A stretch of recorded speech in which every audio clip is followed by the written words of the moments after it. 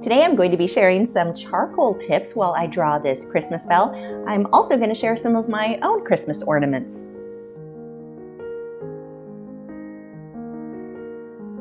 My husband and I have always lived in fairly small apartments. They were at least small enough there was no room for a Christmas tree. So this garland has been my main Christmas decoration for probably about near 20 years now. I made most of the ornaments on here with seashells. I've got my seashell angels. Their wings are made out of bows, and then a little bit of glittery glue attached or spread around on the shell. There is the bell we're going to be drawing today. And of course, I've got to have all of my cute little Christmas stuffed animals. Here is the very first Christmas tree that, as like an adult, that I've had myself. I'm a little late to this game, but I made a very large ornament. I wanted this to feel like it kind of went with the garland I've been using. So I made some little shell angels to go with the garland. And this tree has a lot of glitter on it. I now have glitter everywhere in my house, probably forever. A few other little decorations, some of my favorite plants.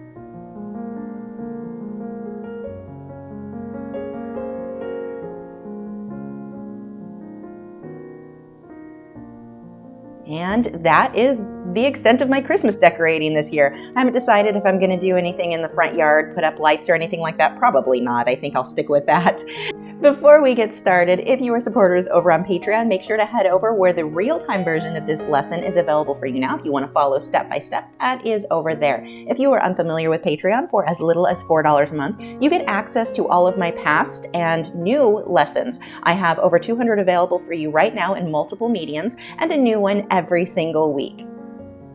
For this project, I am working on Inktense and Inktense. Unlike when I use this paper for colored pencil, I'm working on the rough side. With colored pencil, I prefer the smoother side. But with charcoal, definitely go with the rough side. It gives more for the charcoal to stick to. So I'm going to break this up into small sections.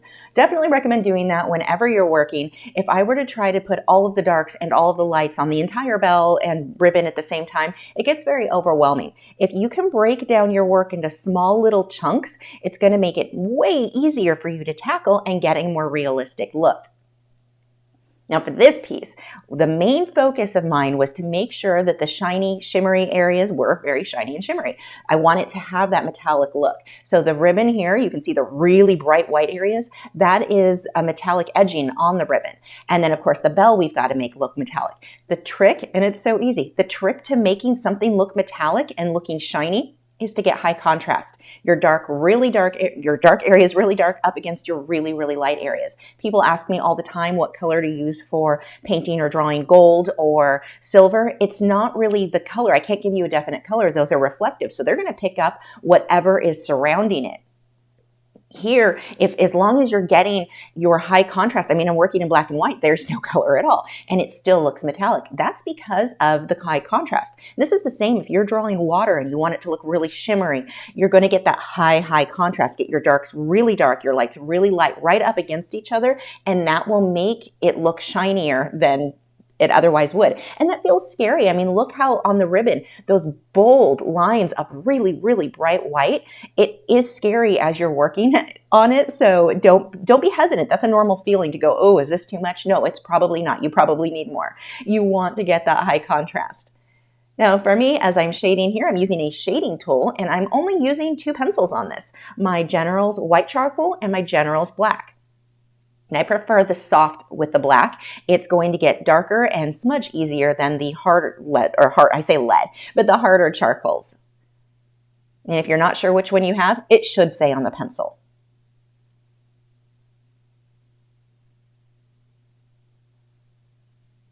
Now here on these stages, I'm just focusing on kind of mapping out where the lights and darks go. I don't need my details perfect. I just want to get a general idea of where the lights and darks go. Then I come back through and start putting in a few details. Now, charcoal is great because it is such a fast medium. You can get a lot of work done very quickly. So this is about an 8x10 piece, and it was done in an hour. I normally don't get work done that quickly, but charcoal is a very fast medium to work in. So here's a really cool tip for working with charcoal. This paintbrush right here has a little bit of water, and I can use it right up against different edges that I want really crisp, more so than what I was getting with just that charcoal pencil because it doesn't really sharpen to a fine point. I can use this paintbrush with a little bit of water and smudge what's already on the paper into a really, really crisp edge. So if you're working on a portrait and you need like tiny little eyelashes, but your charcoal pencil is just not getting that for you, a small paintbrush with some water, you can use that to go over an area you may have already shaded and pull that charcoal out for these tiny, tiny crisp lines. You don't need any crazy blending, like you don't need OMS or anything like that, just water. It's so easy to do. You don't want a lot. A little tiny bit on your brush will go a really long way. When I'm finished with my work, the product that I like to use is called SpectraFix. This is going to seal everything down to an extent. I mean, if somebody came across it and rubbed their hand across the work, it's still going to smudge. But this is going to help keep as much of that charcoal on the paper as possible. And I want to do that before I frame it. And then when I frame it, I put it behind glass. And that's going to offer the most protection. Now the Inktense Me10s, you can get this in tons and tons of different colors. Right now, I'm really obsessed with the gray. This was a pad of paper that came with multiple shades of gray. This section of the bow is slightly out of focus, so I don't want to put as crisp with, or I can't talk, be as crisp with the details as I was on the other section. So I'm blending it a little bit more to make it look out of focus. So I still have high contrast with the lights and the darks, but I'm going to blend and smudge the transition between the lights and the darks just a bit, and this helps to make it look somewhat out of focus.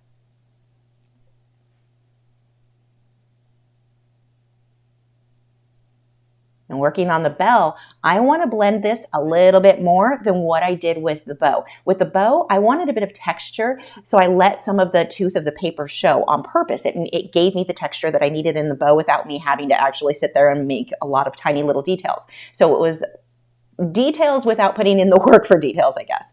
But when we get into the bell, this is metal. This is a very smooth surface. So I'm really going to spend a little bit of extra time blending and blending and blending some more to make sure that I blend out as much of the tooth of the paper as possible. Those bumpy ridges, I'm going to keep blending until you can hardly see those at all. And like every other medium, this is a layering process. Your first layer, probably not going to look amazing. That's okay. Keep layering until it looks how you want it to. And you can use, if you're using the SpectraFix spray, you can use that to seal down previous layers, or mostly seal them down, and then go back over it when it dries. Just make sure you let it dry all the way. But that's a really good way to make sure as much of the charcoal is sealed to the paper as possible. This reflection that I worked there on the bell, I really didn't like it. It was too harsh. And so you'll see me towards the end, I just erased it and it was perfect. It gave me that just subtle hint of a reflection that looked so much better. So the charcoal does erase, but you'll always see a little bit of what was underneath it.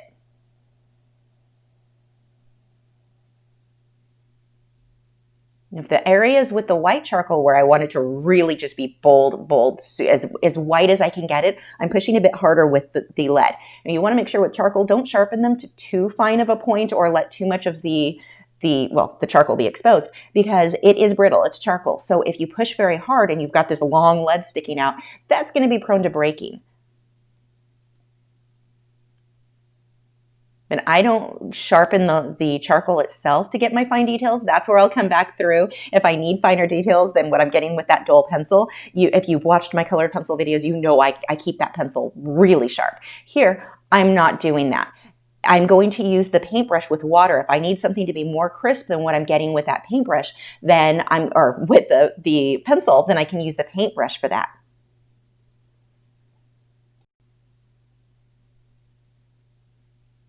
And charcoal is one of those mediums, if you are not using it, I definitely recommend.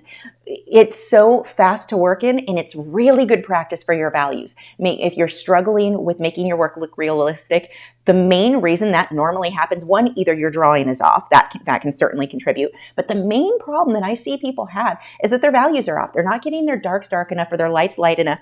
And so they end up with almost a cartoony look. It doesn't look realistic. It's not, and then they think it's about the color. Well, it's because I'm not choosing the right colors. If I only knew which color, then my work would look more realistic. No, the color really doesn't have that much to do with it. I can make this bell in purple and he'll still look realistic. It's a matter of my contrast. Are my darks dark enough and my lights light enough? That will make all the difference in the world in making your work look realistic. So charcoal, I think, is a great, great medium for you to practice your values. Because it is so fast, you can get work done really, really quickly, and you are forced to create something that looks realistic just with black and white. So it's wonderful for anyone. Well, it's a wonderful medium anyway, but for anyone who is struggling with values, definitely give this a try. Have you subscribed yet? If not, I have a handy button right there. It's round, has an orange arrow going towards it. If you click on that, that'll help you to keep up to date with all of my videos every single week. Although YouTube probably won't notify you, so also click the notification icon and sign up for my free email newsletter. I normally send out one email a week that lets you know whatever videos I had go live and when my live streams are.